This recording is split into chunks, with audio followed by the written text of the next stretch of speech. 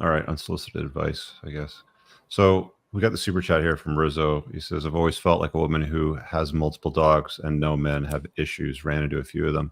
He's a Um, hater. He's hating on everybody. Yeah. But that's Rizzo well, is, he feels like, there's one in every crowd, right? But yeah, but I it's mean, like, turns out I just love animals. I'll be completely honest with you. If I was single and dating and I was talking to multiple options, which is how I would date multiple women simultaneously in a non-monogamous fashion, let the cream rise to the top and sort of make decisions from there. If I were to come across you, Chrissy, I'd be like, yeah, she's good looking, but dog thing, I don't know, man. We'll see about that.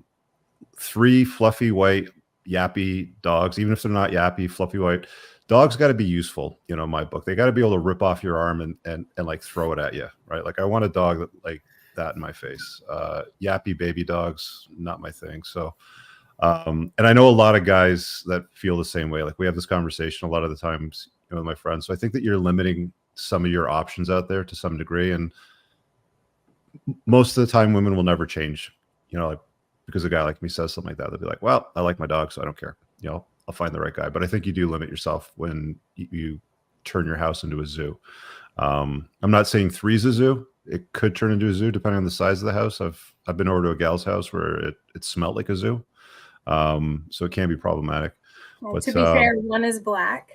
So, and here like she is. fluffy black dog, whatever. They're usually like Bichons or something like that, like fluffy white dogs, something like that. Anyway, sweet girl though, very very sweet. Beth, when I was saying jacked, it wasn't a compliment actually. Like the muscular girl thing. I know that there's a lot. Like I go to the gym and there's a couple of gals close to my age that are jacked. Like you can tell that they've got a hormone doctor and they've got some testosterone and they're using a little bit more than what the doctor wants them to use, and they get big. Yeah, that's a problem. Yeah. I would caution you to getting too big because again, you're going to limit your options on the dating marketplace. Because I think generally speaking, the look that most guys appreciate is sort of like a feminine fitness type of physique, like a sort of like a bikini model sort of thing. But when you're able to flex arms that are probably the same size as a lot of guys out there today that don't work out, you're going to limit your options. But at the same time, you're probably not interested in a twerp with, like a pear-shaped body and skinny arms anyway. So no, I'm tall and thick, so I need a guy taller and thicker than me. Yeah. And there's not a lot of guys like that are, I mean, like over 6 foot, that's less than 14% of the North American population. So if you like tall, you got to go to like Netherlands or something like that. You need Dutchmen. But in North America, it's less than 14% of the population. So, you really limit yourself when you like big, tall jack guys. I get it though. Again, a lot of the opinions fantastic. I think you got your head screwed on pretty good. But a lot of this is like, when the rubber meets the road sort of thing. I would actually encourage all of you gals to go to the Psych Hacks channel and watch Ryan Tyreband's 3-part series on how to get the guy sort of thing. Because I think it's really well explained. It's probably like 45 minutes in length in total for all three, but it's definitely worth checking out. Jill, Jill, the whole bad decision with the alpha guy 10 years older than you, like a lot of guys have a hard time looking past stuff like that. I said earlier during the show, like men are very interested in a woman's past because women are super interested in our futures, which is totally fine. I have nothing wrong with that. But if you're going to be interested in my future ability to provide, protect, do all the good stuff that, chicks dig, I'm going to be asking questions like, okay, well, she's bringing another dude's kid to the table. And that guy was all about this, that, and the other thing.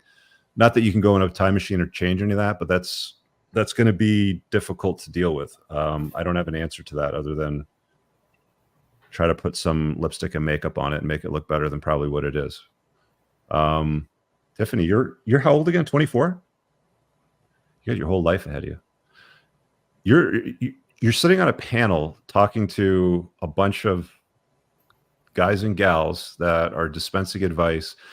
I'm curious, how did you take it all?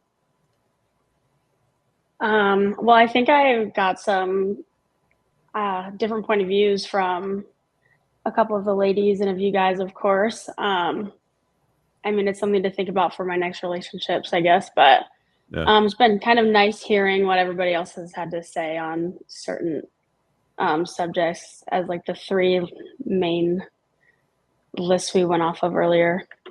Yeah, there's some depth to it still too, of course. Mhm. You know, beyond just be useful, be, you know, awesome in the bedroom and never ever disrespect him. Again, there's a lot of nuances to it. And I think that it's tough today because a lot of social media narratives, like even though we've got a base panel, we've got like the anti-woke sort of crowd here sort of thing, I still hear a lot of the progressive terms like partner, you know, like our goals together sort of thing. So some of those narratives are never ever really going to go away, but ask questions, go down rabbit holes, ask yourself and ask your friends often, how is that working out for you?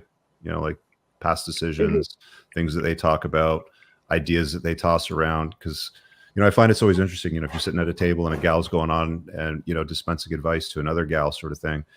But then you sort of look at the results that they've acquired as a collective of all those choices and beliefs. And you kind of go like, well, how's all of that working out for you? Right. So ask questions. Yeah, again, my friends call that the blind leading the blind. yeah, it is. It is. And there's a lot of people out there, men and women alike, that like to talk about areas that they would call of expertise that they're not a master of at all. I really hope you guys enjoyed that clip. If you want to watch the full-length podcast, you can find that over here, that clip's from. If you're newer to the channel, make sure you hit subscribe over here and pin down below in the top comment. You'll find a bunch of useful links to my website, my supplement line, books, and a bunch of other stuff. Have an amazing day. Peace out.